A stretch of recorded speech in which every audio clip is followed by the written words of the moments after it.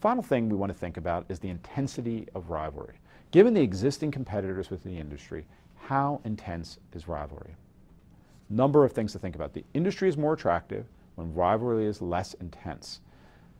One thing that is often difficult that I find that students to get their hands around is the fewer the number of competitors in the industry, the less rivalry is an issue. We all know of classic duopolies like Coke and Pepsi, and we want to say these are high rivalry situations because Coke and Pepsi are fighting for position. But think of the following. If there was a third competitor amongst Coke and Pepsi, would it be higher rivalry or less? To the idea of competition and competitive rivalry, it would be even higher. If you had another, even higher. The fact of the matter is, a lot of small number industries, while they look like they have high rivalry as these companies jockey for position, are actually usually very, very attractive. Coke and Pepsi, great example. Two very successful companies in a very small concentration market here in terms of the number of competitors. So the first thing we want to look at again is the number of competitors in the industry is small. There's a number of ways we can measure this. One way is simply, of course, trying to count the number of competitors. But that's often very hard when you have a large distribution. The other things you want to think about are things like the concentration of firms in the industry. There's a number of ways we can measure that. One is what we call the Herfindahl index, which is the sum of the squares of the market shares of the firms in the industry. So in the extreme, in a monopoly where someone has 100% market share, that would be a 1, and you can imagine working down from there. We also sometimes look at the 4-firm concentration ratio, which would be the sum of the market shares from the 4 largest firms within an industry. So you look at something like the beer industry, you have a very large 4-firm concentration ratio amongst the mass-produced beer manufacturers. Other industries, take wine for example, the 4-firm concentration ratio is actually very, very low as it's a very distributed industry. Second thing you want to think about in terms of rivalry are what are the incentives to fight? In essence, what is the incentives for the 2 or more firms within the industry to be fighting with each other? And when we think of fight, probably the easiest thing to think about in terms of pricing, whether there'll be incentives to try to lower your prices to gain market share within the industry. So what are some of the things that push back on that? What are some of the things that push back on firms fighting for their lives by lowering their prices and ultimately destroying margins, as we talked about in our example with the t-shirt vendor in our last session? Well, one thing to think about is whether there's just simply substantial market growth. Basically saying this is a growing market opportunity and everybody can do well without having to be so aggressive in terms of pricing. This is especially important with various firms are capacity constrained. It's the idea again that even if I lower my prices, I can't meet the additional demand that I face, so I'm not incentivized to lower my prices. And as a result, we can all do well as the market continues to grow. This point about differentiation again. So opportunities to differentiate not only gives you more power over your buyers, but it also lowers some of the competitive threats within the industry, these threats to fight one another in terms of pricing and the like. You're basically kind of dividing up the market, if you will. Exit costs. Now here's kind of a somewhat of a catch-22.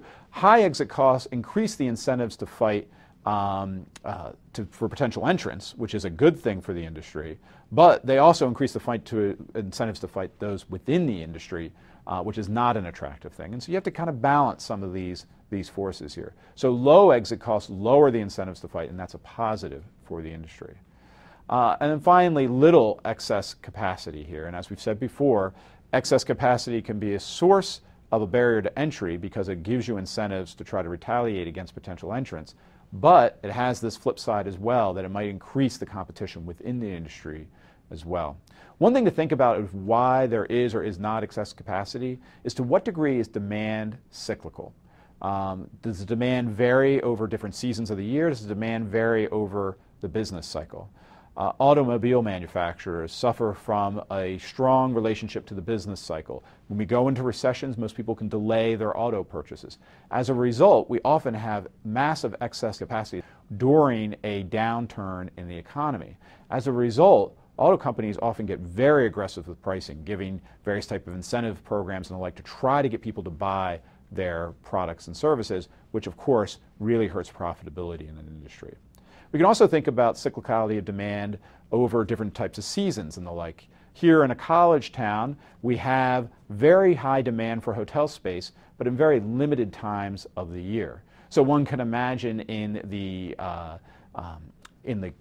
the time of football games and during times like graduation, there is a very strong demand for hotel space in a college town. But yet on any given Tuesday, let's say in the middle of summer, demand is very low. As a result, there's very strong pricing pressure during those low demand periods there, and it makes it very hard to compete in those periods. Third thing to think about is the degree to which coordination is feasible here. There's a couple things to think about here. There's, of course, explicit price and market fixing, but I do not want to advocate this because in many situations, obviously, this is what we call an antitrust violation. You're not allowed to coordinate with your rivals to just simply try to hold prices high. So instead, we often talk about tacit coordination, various structural things that allow prices to stay higher. So what is this value of coordination? Well, let me just quickly run through some graphs here and a little bit of calculus as I did in our last session. Last session we talked about this idea of a price taker. We talked about the way to maximize profits is to take the derivative of our profit function and set it to 0. And we had a decision rule that said set quantity such that price equals marginal cost. Well, for a monopolist, it's a slightly different situation. As a monopolist, you not only get to choose your quantity, but you also get to choose your price. So the decision rule of marginal revenue equals marginal cost, if we take the derivative of the revenue and the derivative of cost and set them to equal 0, still holds. However, our equation is slightly different here in terms of what marginal revenue actually means. It doesn't actually mean price. It actually is this slightly more downward sloping demand curve that we see, or curve that we see on our chart here. So MC, once again, is marginal cost, AC is average cost, D is demand, MR is your marginal revenue. Decision rule set quantity such that marginal revenue equal marginal cost, but you charge the price that you can bear from the downward sloping demand curve. Basically what you see here is that you can be quite profitable, even more profitable as a monopolist than you would be in a competitive market. Not surprising, but here's just some of the calculus to illustrate that. So if you could coordinate, if you could act like a monopolist by coordinating with others, forming a cartel, for example, that can be very, very profitable. So there are examples of explicit price and market fixing. Cartels are these classic examples. You think about OPEC, the oil-producing states that get together and try, in their case, to restrict supply as a way to raise prices and control prices. Why isn't this illegal? Well, it's not illegal because it doesn't fall into one jurisdiction or institutional area. In fact, this is often states, governments, that are arguing to do this as a way to raise prices for those countries. Now, if you did that just within, for example, the U.S., this type of price fixing is illegal. We don't allow for discussions about pricing. In fact, we don't allow for discussions about what we call their functional equivalents. Let's say dividing up the country into different geographic domains where you compete in one versus the other. So these are just simply activities that are not allowed. It's not to say that there haven't been attempts. In fact, the airline industry, there was a famous attempt where the CEO of American Airlines at the time called up one of his competitors and basically in a explicitive tyrant on the on the answering machine said, raise your prices. This is simply not allowed, especially leaving that on the answering machine. This was found and brought to the attention of authorities there. Not a smart activity. The other thing to consider is that some actions are judged by the rule of reason, which says a balance between what are the competitive implications of this type of action versus are there other reasons that we would want to allow it from a kind of general welfare standard here. In recent years, there have been accused examples of price fixing. I think they're somewhat interesting. Many years ago, the Ivy League was accused of price fixing in terms of their financial aid packages because they were coordinating in terms of what they were giving for various students, in essence setting price for college. This was disallowed. And the U.S. airline industry has also been accused of this through their reservation systems in which they all pooled together information as a way, arguably, to try to coordinate on price. Once again, these are not allowed. What is allowed is various forms of tacit coordination. The challenge, of course, is these tacit coordination, this idea of we'll argue and hold prices high without actually talking to one another, is very difficult to maintain. It suffers from what we call in economics the prisoner's dilemma. is simply the idea that if you had two prisoners who committed a crime together and you bring them into a cell and actually split them into two separate rooms, you try to get each of them to rat each other out. And the challenge, of course, is, as the individual prisoners, is it would be better if you both keep your mouth shut and not rat each other out, but you're not sure if the other one is going to do that to you. And that incentive to basically do so leads both of them to basically finger the other one in terms of committing the crime. In terms of pricing, it's the same thing in that I'd like to keep my prices up, but I'm so worried that someone else will undercut me in price, it then devolves into a price war. There might, however, be structural factors that push back on this, this tendency to go to the lowest common denominator.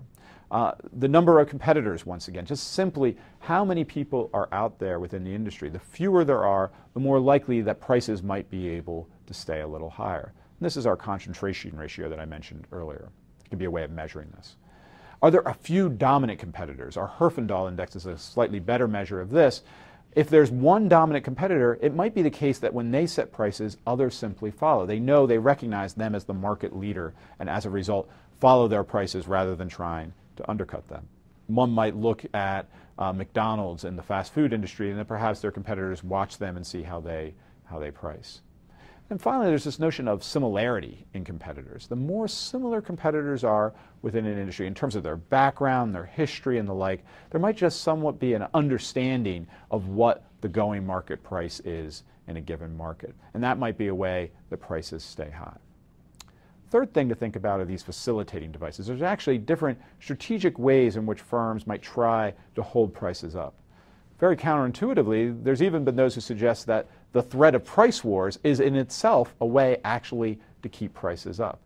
There's a strategy that's referred to as tit for tat, that will keep our prices up, but as one firm starts to cut their prices, we all cut in punishment, but then we bring them back up again, and everyone goes back to a more stable and more a better position in terms of pricing. If you think about airline price wars, they often have this dynamic where one firm will cut prices in an attempt to increase demand, others will respond in kind. There's suddenly a price war, your friend's calling you on the phone and saying, now's the time to get those tickets. Eventually the prices creep back up, however. Interesting question, or an interesting point, perhaps. And then finally, there are things like best price clauses. It says things like, I will meet any of my competitors' prices here in terms, let's say, of electronics retailer. What those best price clauses might do is it might discourage your rivals from trying to undercut you in price, and then everybody keeps prices higher as a result. So once again, there are some of these facilitating devices. They don't always work, but they may be a way to increase the tacit coordination with an industry, keeping prices higher and undermining some of the rivalry that will make an industry less profitable.